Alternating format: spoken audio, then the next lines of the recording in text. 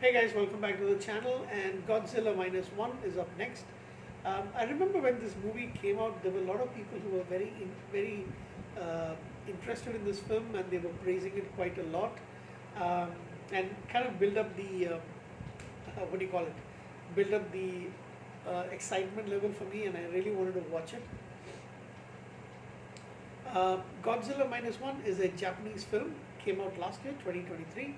It's a kaiju film with, uh, you know, Godzilla basically. So produced by Toho Studios and Robot Communications.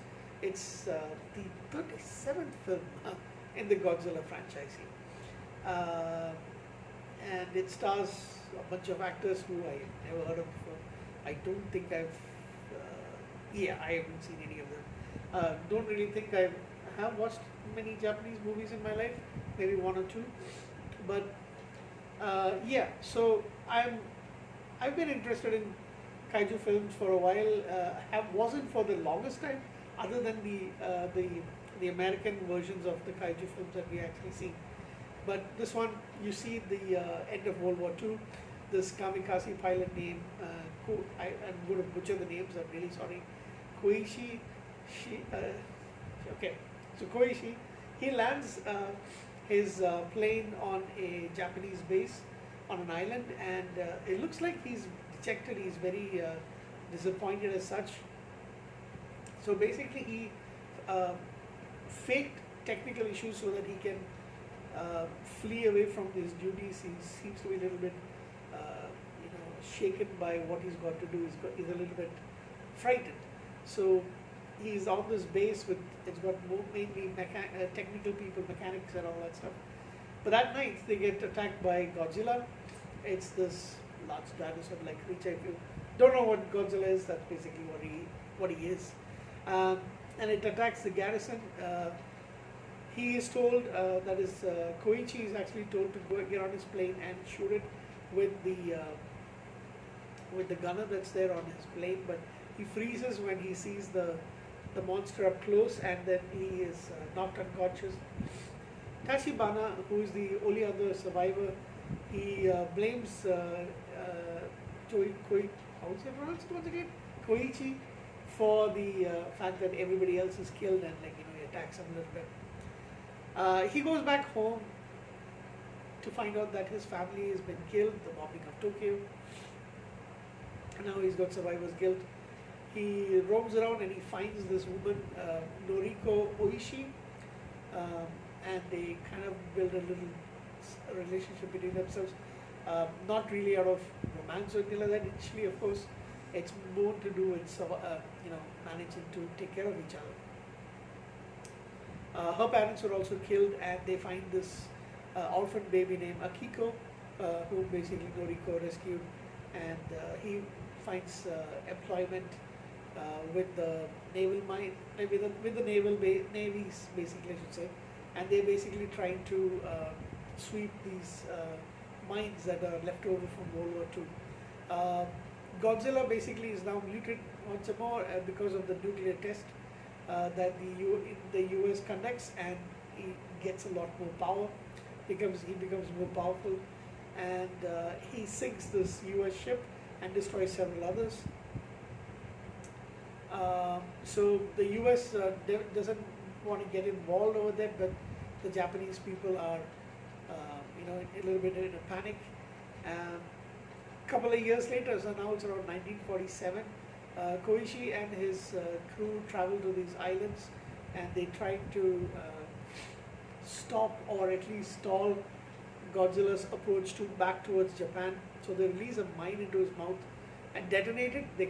And it caused a little bit of a attack, but he generates quickly. So one of the properties of Godzilla here is that because of the atomic stuff that he's been exposed to, he also has got the ability to regenerate. Another heavy ship, a big ship, engages Godzilla, but it's soon destroyed by its heat ray.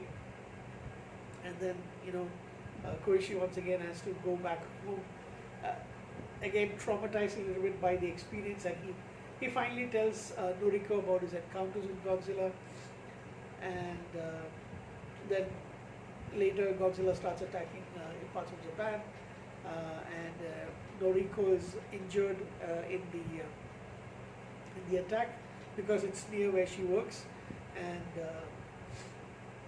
she is taken to the hospital with the kid, with the orphaned child. Um, Koichi now actually thinks that they're dead, so he's basically now what do you call it? Even more devastated, and basically he he the government, they decide that they want to plan. They need a plan to destroy Godzilla by taking it out into this bay, luring it rather into this bay, and it'll surround them, and then using some of their weapons, they're going to destroy it, pull it down into the waters, and thinking that the water pressure would also kill it. Should it fail, they also have these what do you call it, destroyers from the ships nearby that will actually attack it. And Koichi also, he's got this fighter plane that he's planning to kill Godzilla with in a suicide attack. Since he seemed to have lost it, he wants to fly into its mouth and detonate the explosive charges on board, thinking that it will cut off it will destroy the head. And then he leaves in the attack that actually happens. Godzilla survives the initial plunge deep into the waters and comes back up. It's got injuries, but it's definitely trying to attack all the people, kill the people. The ships all try to push him towards the surface. Godzilla seems to be enraged, but the weapons has been hit. They've been hitting his mark, and finally Koichi crashes the plane into Godzilla's mouth and destroys his head. But he manages to eject himself from the thing and lands safely. And after that, everybody's celebrating the death of Godzilla, but he is destroyed. But he finds that Noriko has actually survived. She and the baby get together along with Koichi, and they've got a happy reunion at the end. So all's well towards that end, and they're all celebrating. However, the movie ends with a chunk of Godzilla's flesh deep in the waters is now regenerating slowly. So that's how the movie ends. I suppose they're planning to do a sequel. The movie is good, but for the most part, I wasn't that interested. I'll be honest. I think one has got to do with the fact that you need to. It's different for me. For some movies, I find that it's easy for me to follow the subtitles, and it doesn't really matter that there's subtitles in it and I can't understand what they're saying. But this is not one of those movies where I needed to focus a lot more, and I was getting distracted quite a bit. I also felt like I didn't really enjoy the look of Godzilla. Felt very, very fake to me. And I'm not really sure that this was really up there with my, this is one of the things I have actually been avoiding a lot of the films of from the 50s onwards of the kaiju series, because I felt like I wouldn't really enjoy it that much, and this is an example. But I will tell you that it's probably one of the better ones. There is some good acting in it. It's just that it's not really my cup of tea. The movie was made on a budget of $10 to $12 million. It made $107 million at the box office. So I guess a lot of people do agree that the movie is actually pretty good. But it's just that I didn't enjoy it that much. I don't know. I just find too many faults with the movie. What's the consensus basically?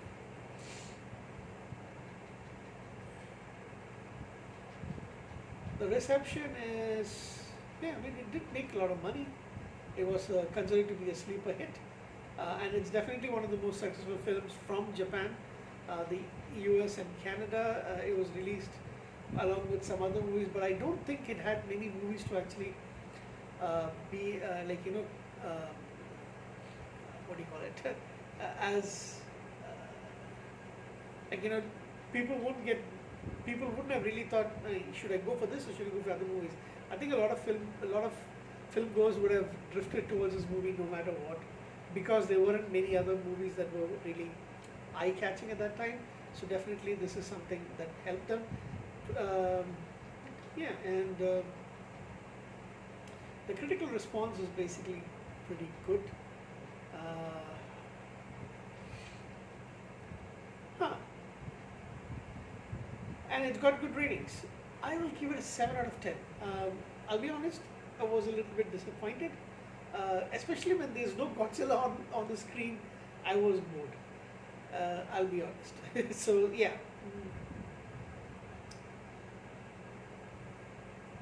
A 7 out of 10, I guess, is pretty good enough for this kind of movie, which I'm not even sure if I do want to watch it again, but maybe on a different watch I might appreciate it a lot more. Like I said, I still do think it's got good elements in it, and I do think the acting from mainly the hero of the film, Koichi, the character, but I think his name is Runs. Sure, my goodness. Kamiki is his last name. That's all I can say. Runsiko, no, Ruyon Suke Kamiki. Butchered the name, no, but yeah. That's about it from me on Godzilla Minus One. I know a lot of other people really enjoyed it. I wanted to watch it. I was interested, but not really my cup of tea. So, have a good night.